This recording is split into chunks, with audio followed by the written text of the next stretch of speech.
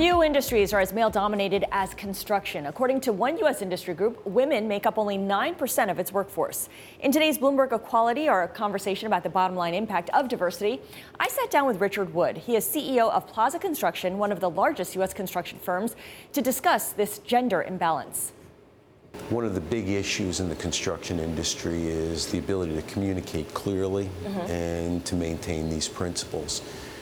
And from my perspective, when I look around at the people that work for me, between men and women, on average, women do a better job at that communication. So there's no reason why they shouldn't grow within the industry.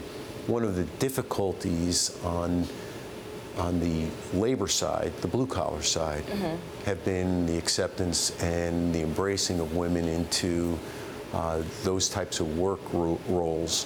And it really shouldn't be a difficult thing, and attracting women who want to do those types of jobs. They're good-paying jobs, and generally there is very little pay disparity.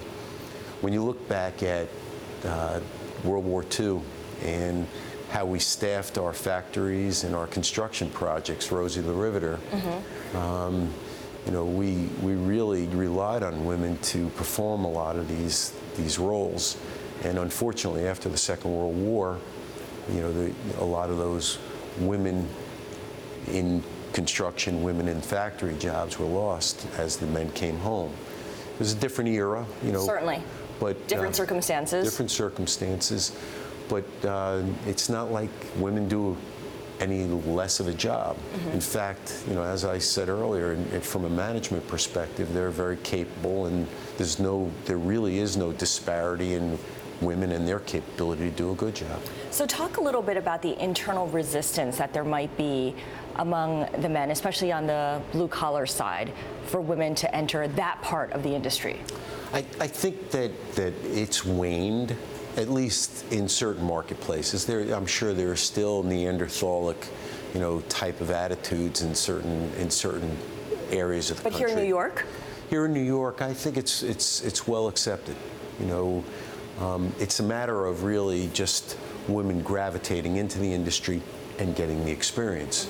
Part of the problem with women advancing is that in order to do a good job, you do need certain experience levels. Such as?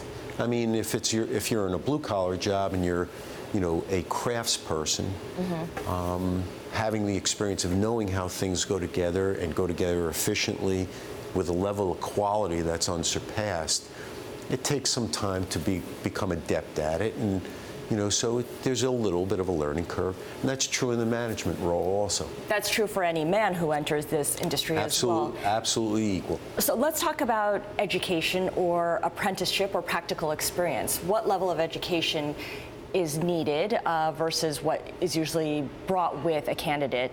And are apprenticeship programs open enough to women? I think historically they have not been apprenticeship programs. I think that there's more of an inclination now to open it up to women.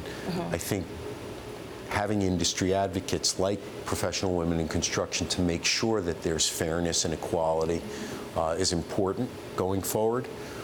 I think as far as education goes, there are certain required educational levels. Even, electrical, for Local 3, you have to have 2 years of college, as an example.